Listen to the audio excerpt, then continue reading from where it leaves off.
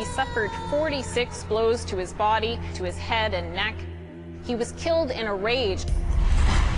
There's no doubt in my mind that you did this. Did you? No. Did you do it? No. Members from the St. John Police Force arrested Dennis Oland, the son of Richard Oland, and charged him with second-degree murder. I thought it was preposterous. The Dennis Oland that I know is just simply not capable of such a horrific act. It's hard to believe that a son would do this to his father. Dennis, do you have anything to say? I just feel to be free. The New Brunswick Court of Appeal has overturned his second-degree murder conviction. There is, to use the vernacular, no, quote, smoking gun. He's regained his presumption of innocence and could be released until his new trial.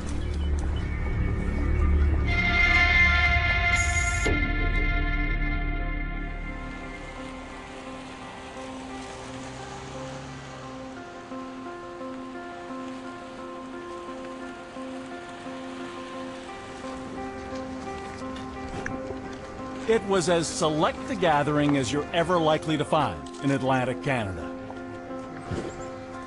The rich, the politically powerful, the social elite.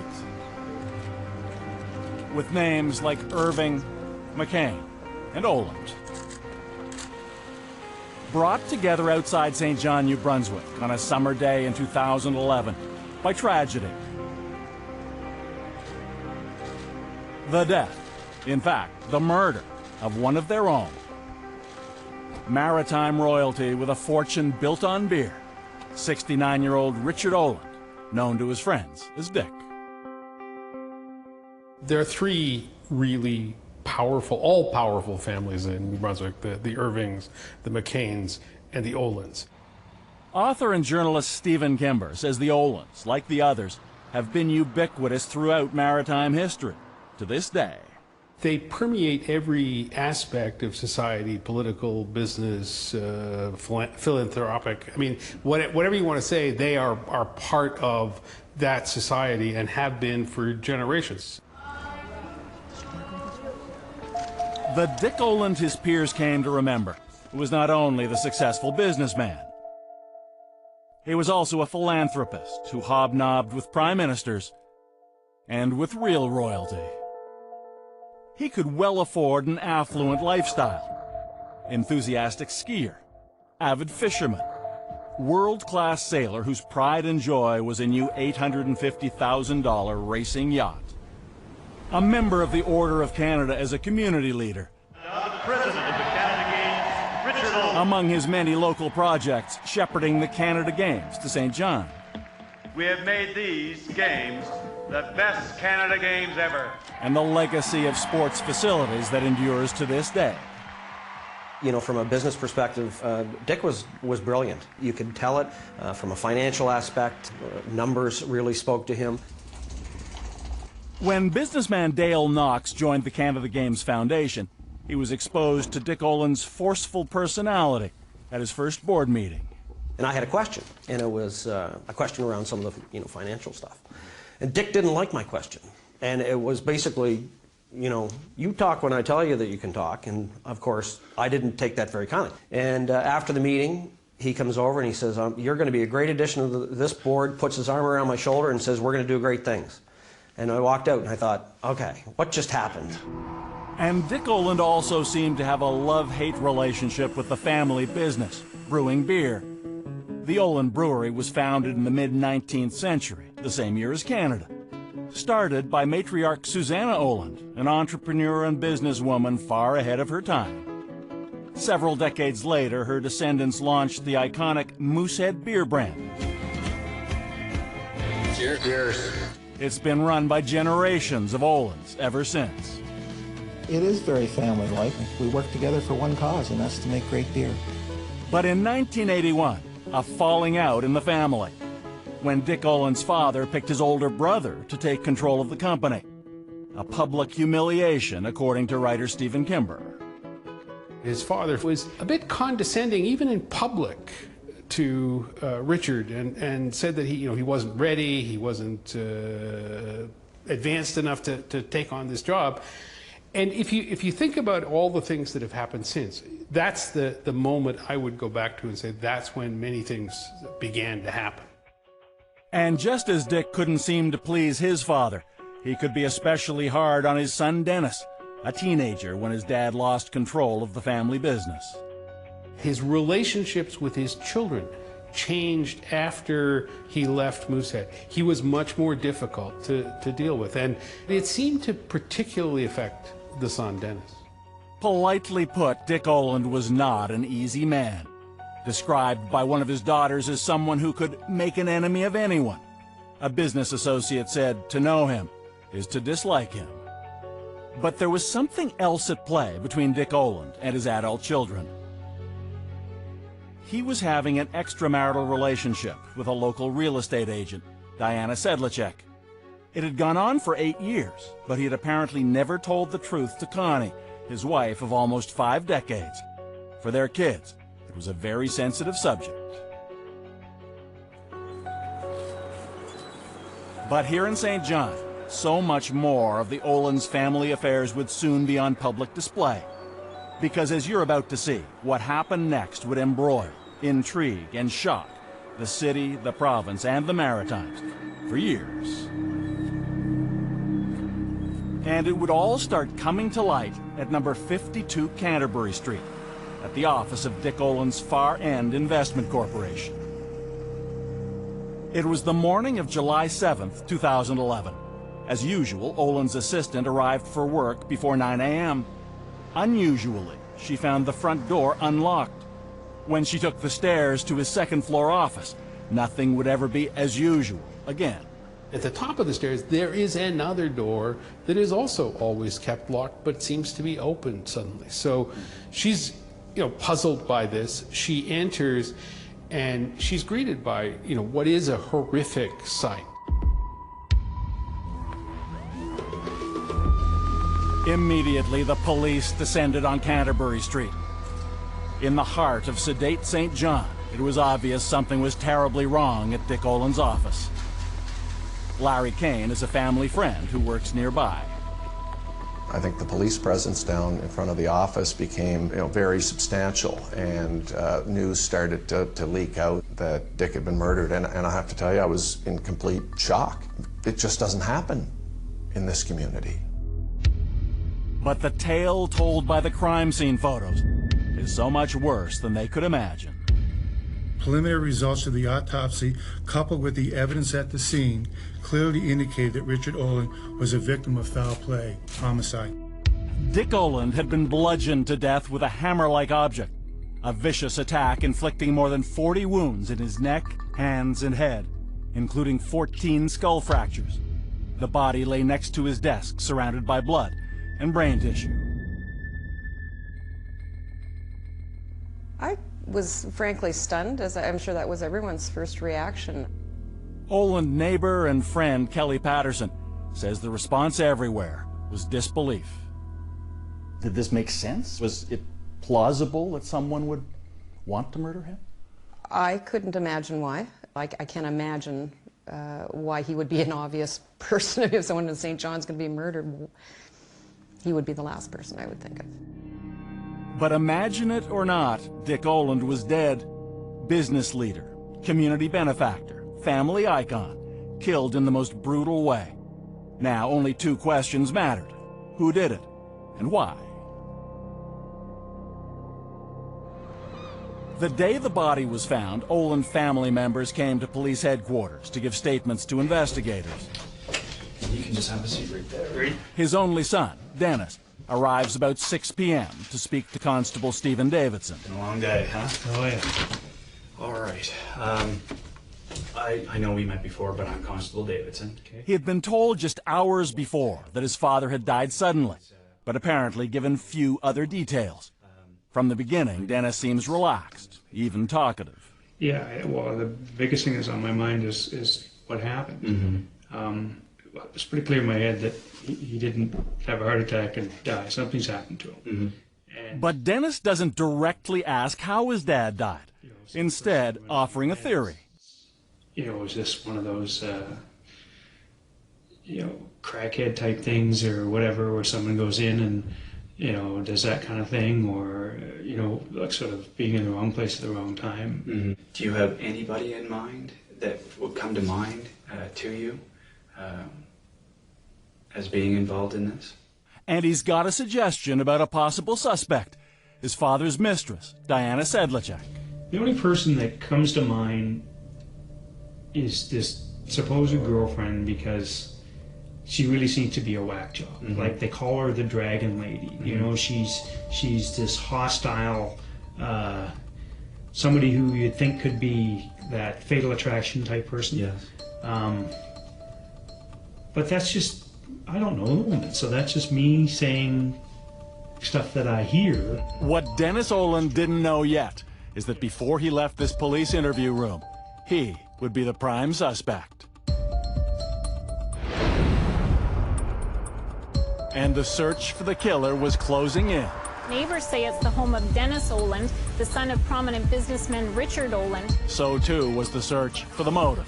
He brought this on. Pushed you, squeezed you, rubbed your face in the fact that he controls it all. Follow The Fifth Estate by subscribing to our weekly newsletter at cbc.ca/fifth.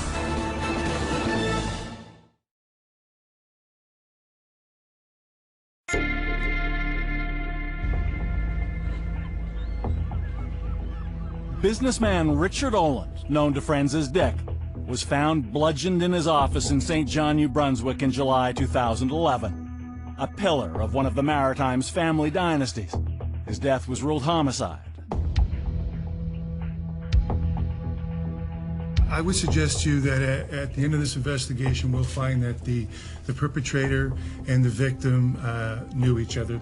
The police named no suspects, but it was soon clear who they had in mind. I'm standing here on Gondola Point Road in Rothesay, where St. John police are executing a search warrant. Neighbors say it's the home of Dennis Oland, the son of prominent businessman Richard Oland, who was found dead in his St. John office last Thursday. So Dennis Oland was squarely in their sights. But even as police scoured his house for hours, they wouldn't confirm what they were searching for, or even a connection to the killing. I can't say how long they're going to be here. They'll be here until they're done, basically. From the Tony suburb of Rothesay, the search expanded to another enclave unaccustomed to a police presence. The yacht club, where Dennis's wife Lisa moored her boat, and where the family had been members for years. It all adds up to an unthinkable double tragedy for the Olands, according to neighbor and friend Kelly Patterson. It was such a brutal, vicious crime. To somehow get your head around that while you're grieving the loss, I think that's a pretty tall order. And then right on the heels of that, you realize that one of your own is, in the police's sights. Increasingly, the St. John police would focus on the tension between Dennis Oland, then in his mid-40s, and his father Dick. I first met Dennis in high school. A classmate and friend of Dennis, Dale Knox, acknowledges relations between the two deteriorated over the years. Yeah, I understand that. I think back to my own father, who's been gone for a lot of years now, but yeah, it's, sometimes those relationships are tough. It may have been tough growing up in the shadow of a father like Dick Oland, but friends say Dennis was trying to be his own man. Dennis was not one of those kids that I think was handed everything to him. Larry Kane became a close pal, boating with Dennis, taking trips with their children. He says having to cope with a difficult dad built Dennis's character. He was expected to work hard, whether it was in the family business or when he started a career as a stockbroker, and so Dennis worked for everything that he earned, and I think he learned that from his dad. Never part of Moosehead's inner sanctum, Dennis moved from New Brunswick to Toronto after university and began a career in finance. Back in St. John, he became a financial advisor with a major bank. His father, one of his clients. Dennis says where Dick's money was concerned, he was really just an order taker. And Dennis was... According to Dale Knox, Dick Oland may have thought he was helping his son. his version of tough love. When you have conversations with your kids that sometimes aren't comfortable, they think you're being mean or brutish maybe. And of course, from the father's perspective, you think, well, no, I'm just, giving you a life lesson, and you should learn, because this is going to help you in future years.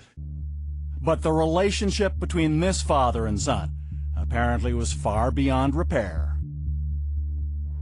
When Dennis sits down with police constable Stephen Davidson the day after Dick was murdered, the discussion soon turns to the bad blood between them. Look, you just grew up in a family of really high expectations. Yes. Unrealistic expectations, he says, even at holiday gatherings.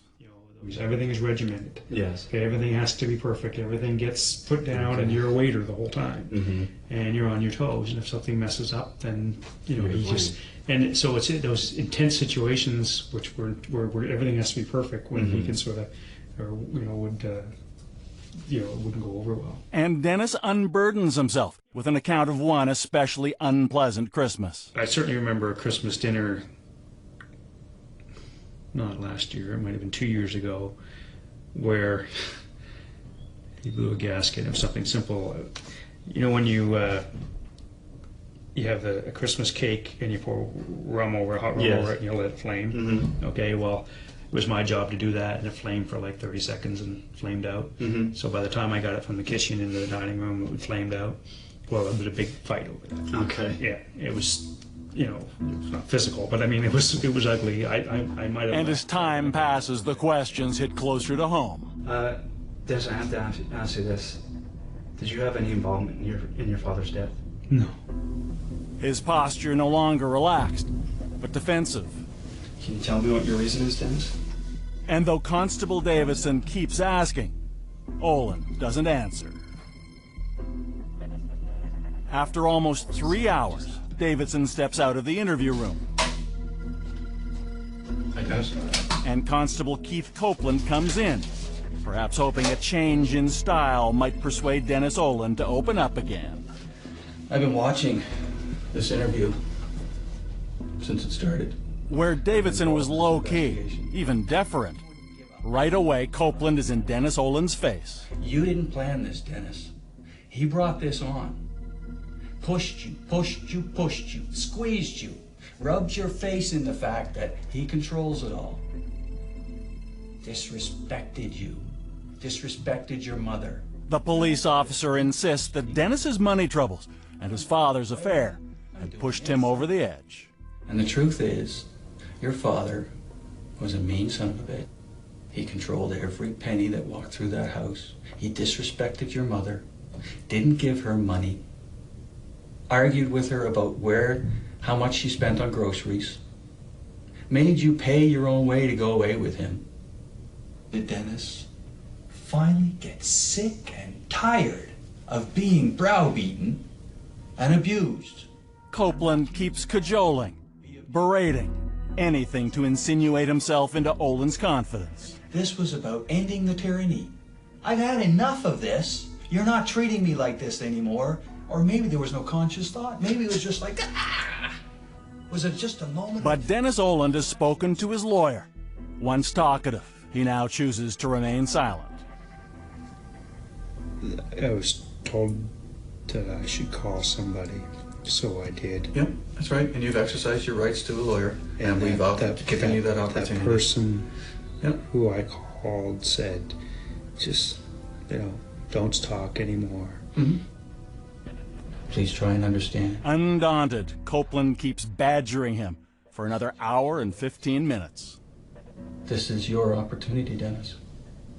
At 11 p.m., after 5 hours of interrogation, there is a final question. Will you take advantage of that opportunity? Will you tell me what happened? It's a yes or no?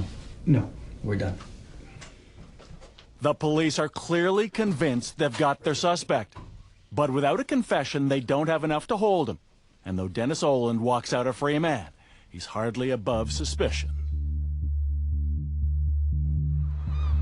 The next week, the St. John police held a news conference to assure the public they hadn't forgotten about the case. We're being methodical, our folks are being very methodical, and they're analyzing the information. We do not want to make a mistake. All the while, journalist Stephen Kimber says the identity of their suspect was an open secret. They thought that he knew the person who murdered him, but they wouldn't say it's Dennis Oland. So there was a lot of speculation. But at the same time, you know, they executed search warrants at his house, at the yacht club. It was hard for anybody not to realize that that's who was being investigated, and that's who was the suspect. But according to friend Larry Kane, it was business as usual for Dennis Oland. Dennis was out in the community. He didn't hide.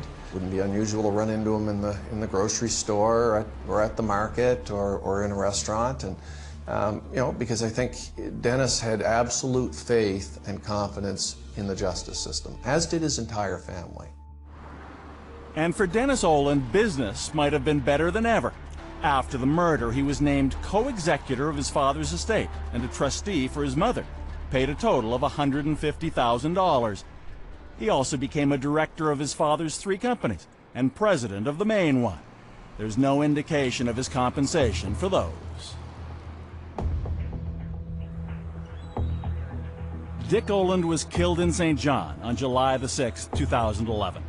His son Dennis interrogated the following day. But it wasn't until almost 2.5 years later, November 2013, that the St. John police called this news conference. On Tuesday, November the 12th, 2013, members from the St. John Police Force arrested Dennis Oland, the son of Richard Oland, and charged him with second-degree murder. After the break, the tale of the security tape. Surveillance video of Dennis Oland the day his father was murdered.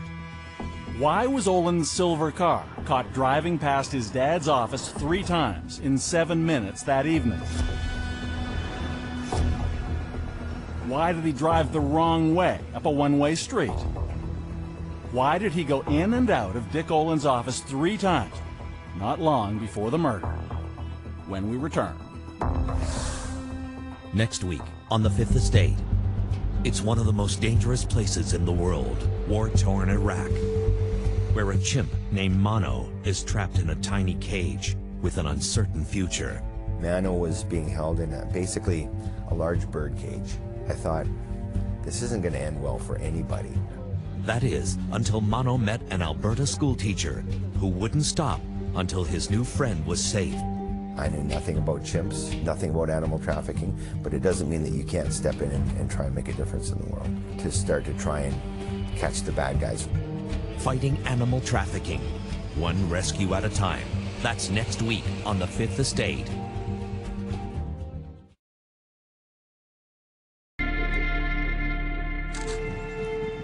Some called it New Brunswick's O.J. Simpson case, a combination of fame, money, and murder centered around the killing of one of the province's most powerful people, Richard Oland. But for some in St. John, there was the belief that family reputation and connections might trump justice. It is a very high-profile family, high-profile case. There was a lot of pretrial publicity. CBC reporter Bobby Jean McKinnon had covered the case for 4 years by the time it got to trial, which many were convinced they'd never see. I think there is a perception among a big group of the population that feel that, you know, money talks. And authorities worried they might not find enough impartial jurors to prosecute Dennis Oland for killing his father, in a place where it seems everyone knew the family name and had an opinion about the case. And though Dennis Oland was accused of brutally killing a family member, other Olands came to his defense. Writer Stephen Kimber. I think that other members of the family felt that Richard was being very hard on Dennis and were much more sympathetic toward him. And you see that playing out after the murder, when you have to ask yourself, you know, after the murder and Dennis is charged, who does the family rally around? Is it the dead father or is it the accused son? And to a person, it was the accused son. Finally, in the middle of September 2015, over 4 years after the murder, they came together for the trial. Dennis Oland and his wife Lisa, Connie Oland, mother of the defendant and wife of the victim. The prosecution, the defense, the family members and supporters who came to court each day Kelly Patterson was one of them. They're private people being forced to endure a public trial. And, you know, having your lives laid bare for the public to pick over, I think would be uncomfortable for most people, to have strangers talking in the coffee shops and on street corners about the private details of your life. But they showed up at court every single day with their heads held high to stand by Dennis and endure this, knowing what was coming, but they did it. Today we learned just how Richard Oland died. He suffered 46 blows to his body, 6 of them defensive wounds to his hands, the other 40 sharp and blunt injuries to his head. As the trial opened, the prosecution would reveal the shocking details. His body was discovered face down in a pool of blood. And a case against Dennis Oland built around 4 main points of evidence. First and foremost, the visit Oland made to his father's office at number 52 Canterbury Street in downtown St. John on the evening of July 6, 2011. A typical day, he said, until that visit. It was after 5 p.m. when Dennis left his own office for his dad's. But the shot from this security camera shows he didn't go there directly. Instead, it captures the image of his silver Volkswagen circling the block before finally stopping on Canterbury Street in his father's parking lot.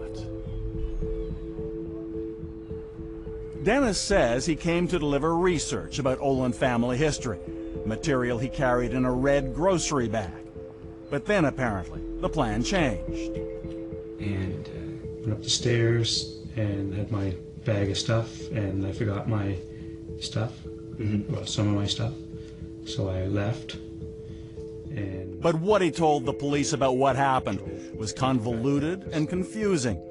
He says after climbing to the second floor, realizing he'd forgotten something, he retraced his steps, returned to his car, and drove away. But he drove back to Canterbury Street. This time he parked diagonally across from his father's office, as seen here in the upper right-hand corner. It was 5:25 p.m. He then crossed the street to number 52 and climbed the stairs to the second floor once again. This time, Dennis Oland says he stayed about 45 minutes. After he left, he's seen on the security footage at 6:12 p.m., still carrying the red bag. But it was only at the trial, 4 years later, that Dennis Oland admitted to a third visit that evening. After driving up Canterbury, turning the wrong way on a one-way street and parking, he then walked back to his father's office for that third time. He left a few minutes later and says only his father remained in the office. There's no evidence Dick Oland's computer or cell phone were used after that time. I might have gone. So Dennis is the last person known to see his father alive. Back in Canterbury. You drove? Yeah. And his muddled description of his comings and goings during that visit triggered the suspicion of the police. Well, I'm not going to go, you know, and then just, no, I'll go. Watch here as the investigator leaves the room and Oland is left muttering to himself about what happened. I left there and went on my own, and I stopped there.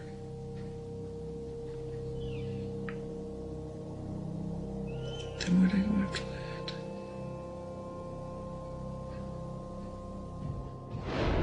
The question wasn't only where he went on the day of the murder, but also what he wore.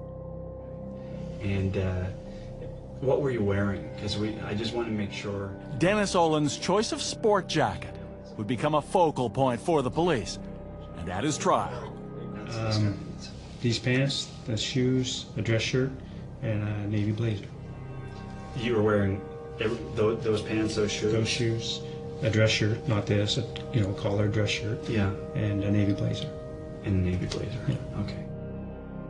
The problem, police said, is that security cameras on the day his father was killed showed Dennis Oland wearing not a navy blazer, but a brown sport jacket, which was sent to be dry cleaned the very next day.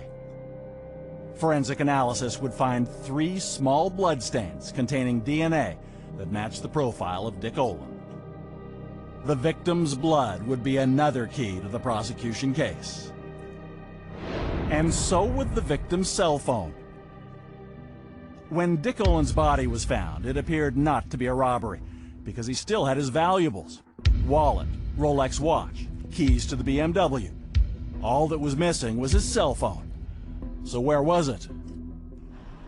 According to Dennis Oland, after that visit to his father on July 6th, he went to this wharf near his home in the suburb of Rothsay, hoping to find his children who might be swimming there, he says.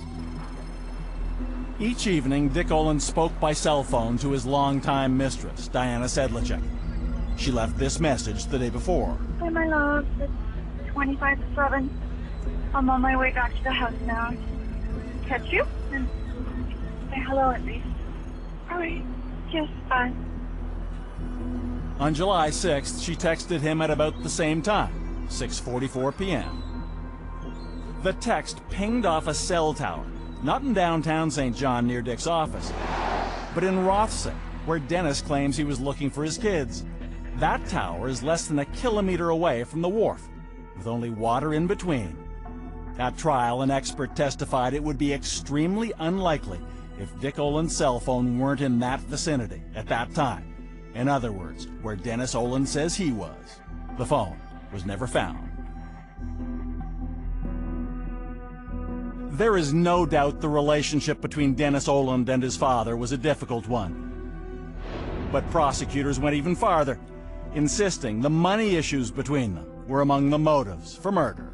They described him as a man who was on the edge financially, that he owed his father more than $500,000, that his credit card and line of credit were maxed out.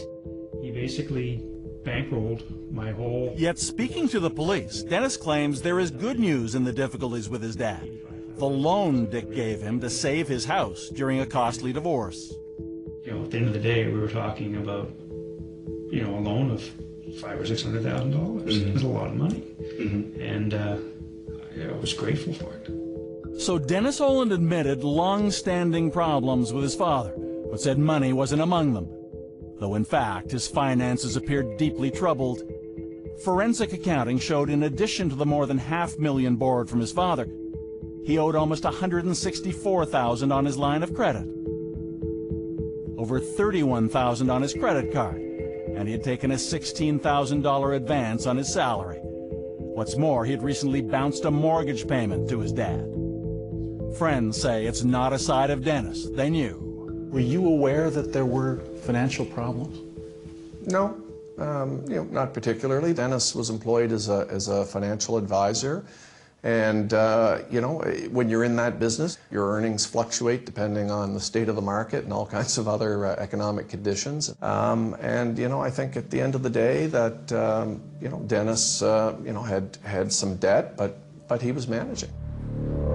But in court, the prosecution revolved around Dennis's financial motive for murder. He was on the edge, and, you know, people can do things you wouldn't expect them to do when they have no other options, nowhere else to turn. The defense would tell a different story. On July 6, 2011, security cameras capture the rest of Dennis Oland's evening, now in shorts and sandals, at the drugstore with his wife, at the market to buy samosas, then a late-night run to the Irving gas station for milk. Are they the actions of a guilty man or of an innocent one going about everyday life? He went to public places after he left his father's office, and there was no blood spatter on his shoes, on his pants, on his shirt, on anything, on his car, nothing.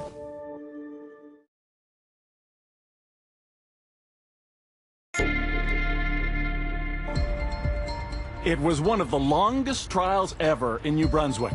Prosecutors called over 40 witnesses, arguing Dennis Oland had a history of bitter disputes with his father that ended in murder. The defense had just 3 witnesses, including Dennis Oland himself. He denied there was an argument about his finances that day, or that he played any role in Dick Oland's death. Well-known criminal lawyer Alan Gold was brought from Toronto by the Olands to defend Dennis, alongside veteran local lawyer Gary Miller. The defense was convinced there was reasonable doubt about the largely circumstantial prosecution case. For example, the central issue of the 3 blood drops on Dennis Oland's brown jacket. The defense asked, in such a gruesome crime, why wasn't there much more blood? He went to public places after he left his father's office, and there was no blood spatter on his shoes, on his pants, on his shirt, on anything, on his car, nothing. Christopher Hicks is a defense lawyer in Toronto who's closely followed the Oland case. And you could not commit this terrible crime without getting blood on yourself. The experts said the same thing, and it just stands to common sense to 45 bludgeon and stab wounds. The defense also claimed police did not properly control the crime scene, and there were other irregularities. Incredibly, for a couple of days after the murder, officers used Dick Oland's office bathroom before testing it for fingerprints, blood, or DNA. And Dennis Oland's brown jacket was handled by an investigator without gloves, then left in a bag, folded for about 4 months before forensic testing, triggering 2 official inquiries into police conduct in the case. It was substandard behavior by forensic identification officers, and that's very important. So it raises lots of questions about the integrity of the crime scene and the integrity of the evidence they presented. The defense rested, confident it had poked serious holes in the prosecution's version of events. As the jury began deliberations, to Oland family and friends, it seemed just a matter of time until a not guilty verdict. That's how Larry Kane and Kelly Patterson felt. I didn't hear one thing through all of that that would shake my belief in his innocence. There was nothing. And in fact, what happened was day after day of the testimony, you realized, like, this is really ridiculous. Of course he's going to get off. That's exactly how we all felt. You know, we expected to be at someone's home celebrating that night. But after 65 days in court, the jury's verdict was a shocker. Dennis Oland guilty of second-degree murder. It was almost like all of the air got sucked right out of the room, and he just started sobbing, wailing really uncontrollably, and it almost sounded like a wild, wounded animal or something, and he was saying, "Oh no, oh my God, you know, my children," and his wife was crying, and she ran out of the courtroom, and it was very emotional. You know, we were in a fog, totally stunned. I mean, it was surreal. You couldn't really grasp that this had really happened. Dennis Oland was sentenced to life in prison with no parole for a minimum of 10 years. The rich man's son sent to New Brunswick's maximum security correctional facility, where he soon would be assaulted by other inmates. His earliest release date was 2026.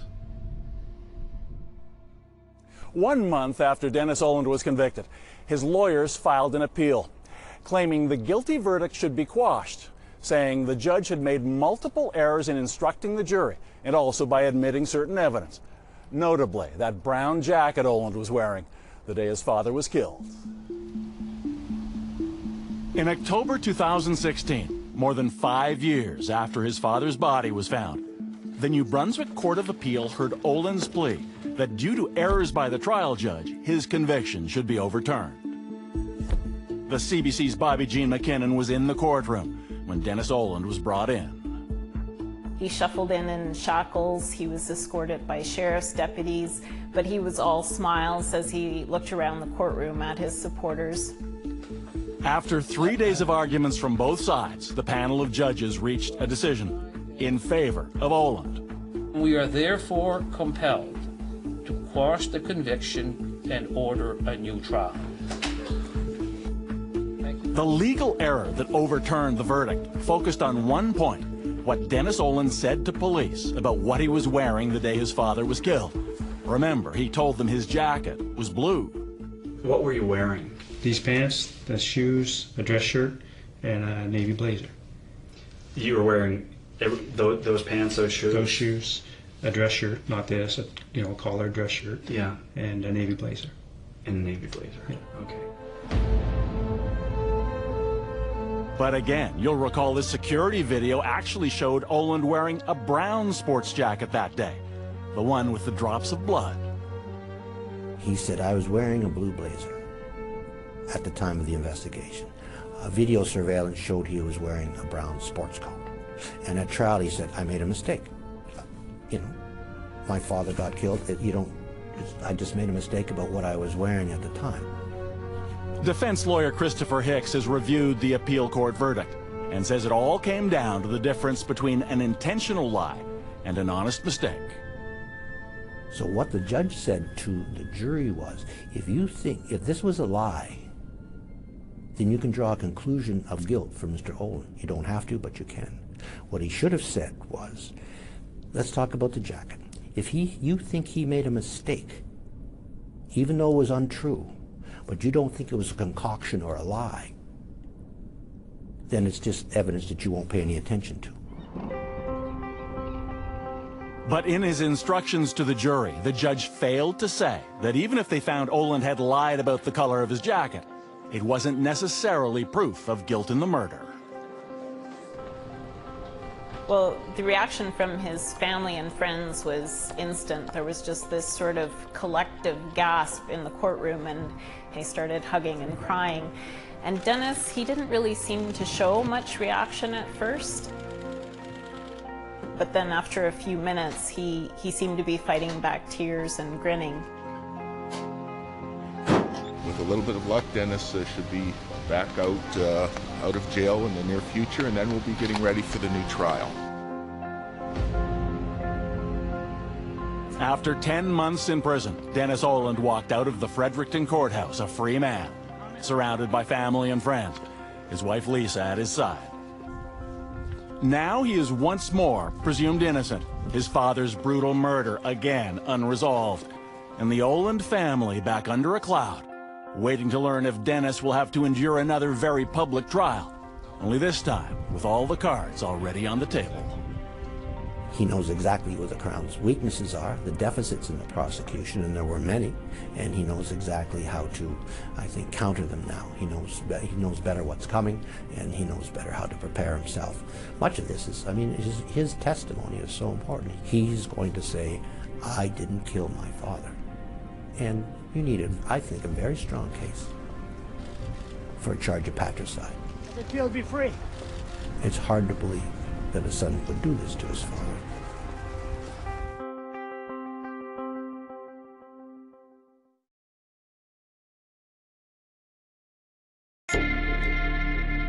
Sometimes the people behind our stories can be just as interesting as the stories themselves. On the night of Donald Trump's inauguration, our team took a look at the 45th president's ties to Russia in those strange final weeks of the 2016 presidential election. Wayne Barrett was a legendary New York journalist who spent much of his career investigating Donald Trump. Sadly, he died on the eve of the inauguration after a long fight with a rare lung disease. Wayne Barrett's exposés prompted Trump to rank him as one of the 3 worst journalists of all time. But Barrett told us he took that as a compliment. Yeah, Politico wrote the story that had me and Tim O'Brien, my research assistant, as the 2 of the 3 worst journalists he'd ever encountered. So it was a great honor. I want it inscribed on my tombstone. Barrett appeared in an earlier documentary we did on the surprising rise of candidate Trump. Fifth Estate producer Scott Anderson, who worked on both of our Trump stories, knew Barrett and considered him a mentor. Wayne always said that journalism is the only profession where you're paid to tell the truth, that we're truth tellers for the people.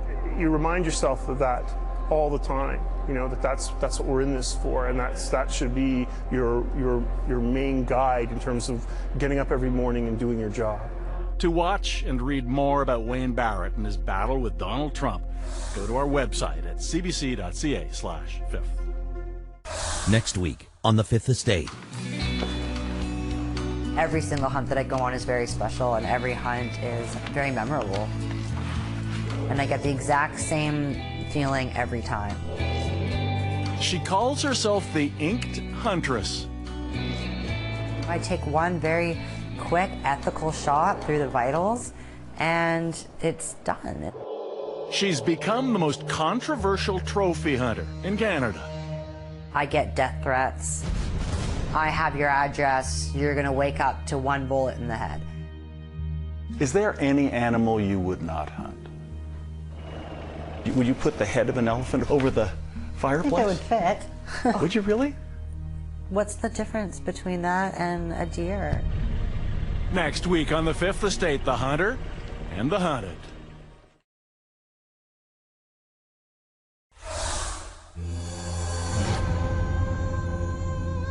He suffered 46 blows to his body, to his head and neck. He was killed in a rage. There's no doubt in my mind that you did this. Did you? No. Did you do it? No.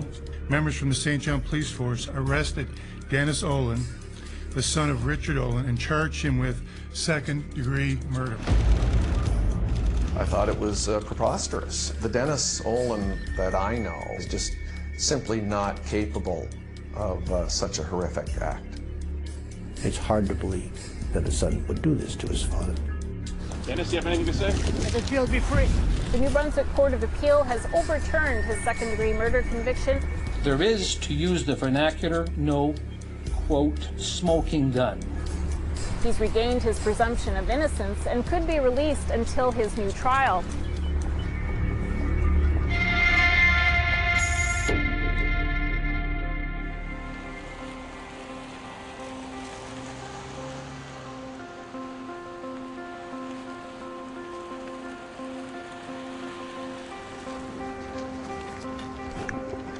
It was as select a gathering as you're ever likely to find in Atlantic Canada. The rich, the politically powerful, the social elite. With names like Irving, McCain, and Oland. Brought together outside St. John, New Brunswick on a summer day in 2011 by tragedy. The death. In fact, the murder of one of their own. Maritime royalty with a fortune built on beer. 69-year-old Richard Oland, known to his friends as Dick. There are three really powerful, all-powerful families in New Brunswick, the Irvings, the McCains, and the Olands. Author and journalist Stephen Kimber says the Olands, like the others, have been ubiquitous throughout maritime history to this day. They permeate every aspect of society, political, business, philanthropic. I mean, whatever you want to say, they are part of that society and have been for generations. The Dick Oland his peers came to remember was not only the successful businessman. He was also a philanthropist who hobnobbed with prime ministers and with real royalty. He could well afford an affluent lifestyle. Enthusiastic skier, avid fisherman, world-class sailor whose pride and joy was a new $850,000 racing yacht. A member of the Order of Canada as a community leader. The president of the Canada Games, Richard Oland. Among his many local projects, shepherding the Canada Games to St. John. We have made these games the best Canada Games ever. And the legacy of sports facilities that endures to this day. You know, from a business perspective, Dick was brilliant. You could tell it from a financial aspect. Numbers really spoke to him. When businessman Dale Knox joined the Canada Games Foundation, he was exposed to Dick Oland's forceful personality at his first board meeting. And I had a question, and it was a question around some of the financial stuff. And Dick didn't like my question. And it was basically, you talk when I tell you that you can talk. And of course, I didn't take that very kindly. And after the meeting, he comes over and he says, you're going to be a great addition to this board, puts his arm around my shoulder and says, we're going to do great things. And I walked out and I thought, okay, what just happened? And Dick Oland also seemed to have a love-hate relationship with the family business, brewing beer. The Oland Brewery was founded in the mid-19th century, the same year as Canada. Started by matriarch Susanna Oland, an entrepreneur and businesswoman far ahead of her time. Several decades later, her descendants launched the iconic Moosehead beer brand. Cheers. It's been run by generations.